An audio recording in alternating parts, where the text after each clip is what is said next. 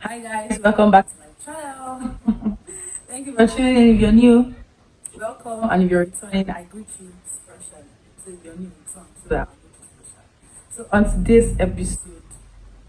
today's video, if you are currently in a place where God has just probably asked you to do something, you're in a place where you're feeling this expansion, this expansion thing going on in your spirit. Is like a push, that like you need to move something, or basically generally in your life, your career, whatever you're doing, you just feel like God has asked you to move, and then you're trying to gather your reasons why you should move, because we can get so comfortable in the place where we are, that when growth beckons to us, when expansion comes, we struggle to get it through, even though we want the dividends of growth and expansion. But to take that first step can be some sort of a problem. So if you're in that place and you're just looking for a few reasons why you should move, then you're in the right place. So when God asks you, when God has asked you to move,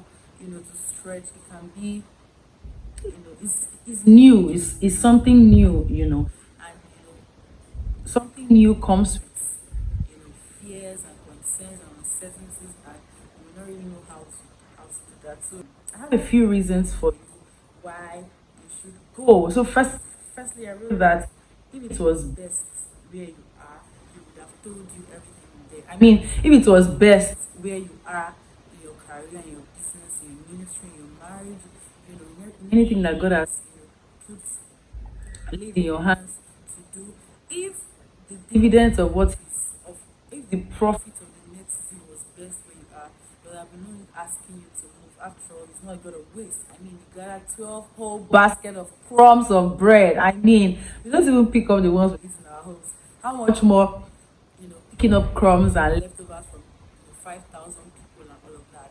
So just remember that if it was best for where you are, he would not have asked you to move. And so asking you to move means that he knows what he is doing, of course. Secondly, you can't drag the miracles and the blessings of God into the face and into the place where you are, no matter how hard you pray. I mean, you can do all you want, receive prophecies, pray, fast, declare, confess, and everything. But you would never be able to bring from your future into your present reality the dividends and benefits and possessions and blessings of of the obedience, of obeying to move into your present state. Basically, I'm saying that what God will do for you in Rehoboth will remain in Rehoboth until you get to Rehoboth. What God will do for you in Canaan is in Canaan. You have to leave Egypt to Canaan. What God will do for you, you have to leave your father's house, the land of Or, to the land He will show you. And we can go on and on and on and about how God led many people, many fathers of faith in the Bible, and even the ones that we are witnessing their lives today. That God didn't bring all the blessings into where they were. He took them from where they were to where the blessings were. So many times, many unanswered prayers are actually steps of faith not taken in disguise. So check again. As you're writing many things that God has not done, check the many things that you have decided not to move into. All right. Then thirdly, I learned that all I need to move into at least the very next step, the very next big thing of my life, I already possess them. I mean, God will not give you an instruction which you do not have any tool to fulfill. God will not tell you something to do that you do not have anything to start with. Move from your father's house. You have legs, at least. You can move. You can move from your father's house. No instruction of God. I mean, that would be suicide mission. Telling you to do something that you do not already have what it takes, at least. You may not have entirely what it takes, but you definitely have what to start with. Example, the nudge in your spirit for the expansion. It already exists in your spirit, and that's a lot of resource in this kingdom. In this kingdom, instructions are resources. Instructions they are capsule resources such that if you do not listen to instructions, you're not ready for a flight in Bishop Oyedepo's voice.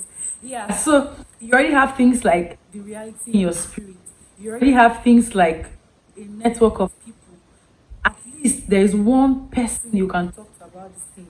You already have at least one rough skill, even though you have not brushed it up. You already have something you can start with. You may not have the entire fund. If God is asking you, to move from the country, you may not have your visa, your passport yet. But you may know somebody who has gone there that can give you a contact that you can make enquiries. There's something you definitely have. So stop, trying to not move into the prepared place that God has for you because you feel like I do not have what it takes. You definitely do not have what it takes, and that's why it's a new place, because the new place is what will give you what it takes for it. If that makes sense, okay. But you have at least one thing to start with. You have one resource. The Bible says that He would not tempt us, more than what we can take. I don't know how that's exactly, but you get my point. I can't say it verbatim right now, but you get my point. God is not unjust to tempt us with what is more than us, or to test us with what we cannot take. It means we have an ability that is peculiar to that instruction.